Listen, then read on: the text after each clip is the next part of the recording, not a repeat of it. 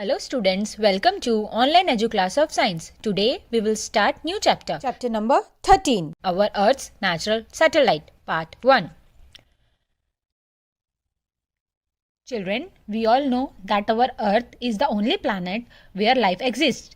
As it goes round the sun, that is revolution, similarly the moon goes round the Earth.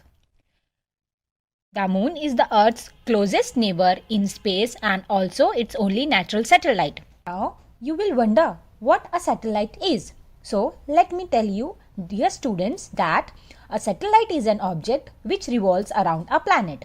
Many other planets also have their natural satellites. Along with this, we also send many man-made artificial satellites into the space that you will learn later in this chapter.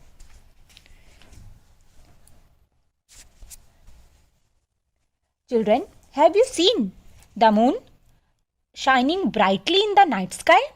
Do you know the moon does not have any light of its own? So, you all might be wondering that then why and how does the moon shine? So, the answer is it shines because it reflects the light of the sun that falls on it. One more interesting fact about it is that although it appears to be of the same size as the sun, but it is smaller than the sun. This is because the moon is closer to us than the sun. It is even smaller than the earth. The surface of the moon. If we saw the satellite images of the moon, we will come to know that the surface of the moon is rough and uneven. As you can see in this picture, there are millions of big round hollows called craters, which scad the surface of the moon.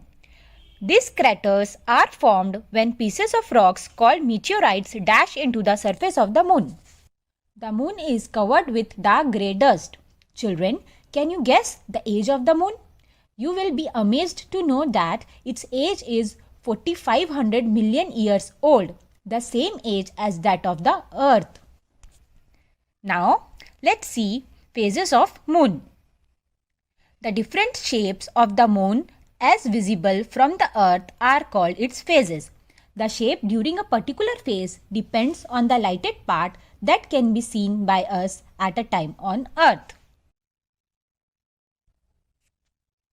The earth is surrounded by a layer of the atmosphere which absorbs a part of the strong heat of the sun and allows only a part to reach the earth during day. At night, it does not allow the heat of the earth to escape. Along with this, it also protects us from dangerous radiations of meteors which would otherwise have fallen on the earth. But when we compare these conditions with moon, we will find that there is no air on the moon, and due to its absence, no sound can be heard on it. Without air, there is also no layer of atmosphere surrounding the moon's surface, so there is no protection from the strong sun rays. There is also no water on the moon. The side of the moon facing the sun is extremely hot and the side away from the sun is too cold to support life. Thus, no life can exist there. Its sky is always black and there is no clouds to hide the sun.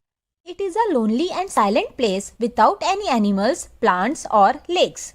Children, do you know that the objects which are too heavy for us to lift on the earth can be easily lifted by us on the moon?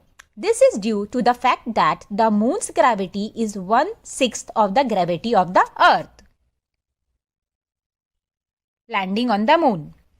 Many space organizations of different countries tried to land on the moon, and the first one to be successfully landed was American spacecraft Apollo 11, which landed on 21st July 1969.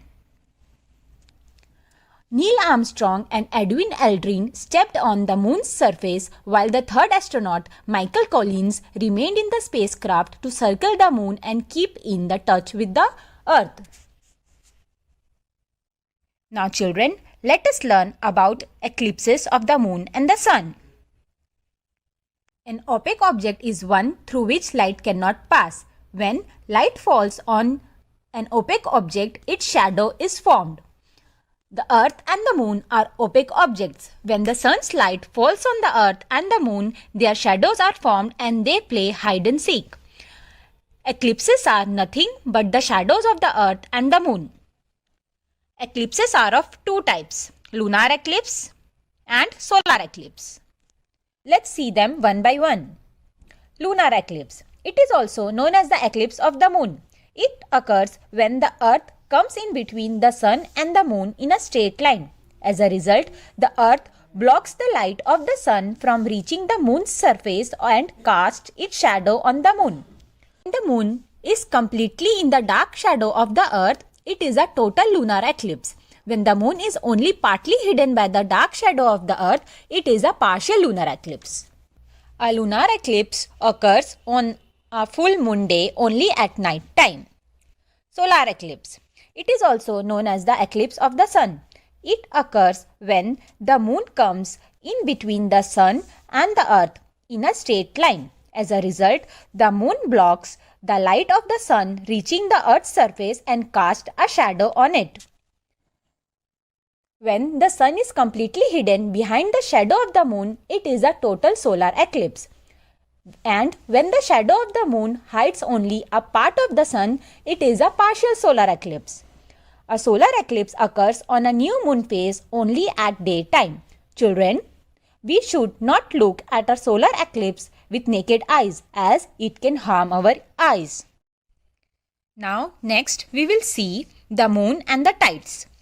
Although the moon's gravity is very weak, it has a noticeable effect on the earth.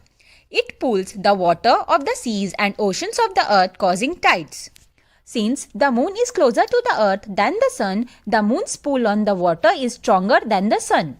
The water of the seas and oceans on the side of the earth facing the moon is attracted upwards. This attraction causes high tides. In the areas between the two high tides, the water forms low tides. The rotation of the earth causes two low tides every day. The intensity of tides vary with the phases of the moon. The highest tides occur at the time of the new moon and full moon. Children, the rotation of the earth causes two low tides every day. The intensity of the tides vary with the phases of the moon. The highest tides occur at the time of the new moon and the full moon. So children, that's all for today's class. Learn it properly. Thank you.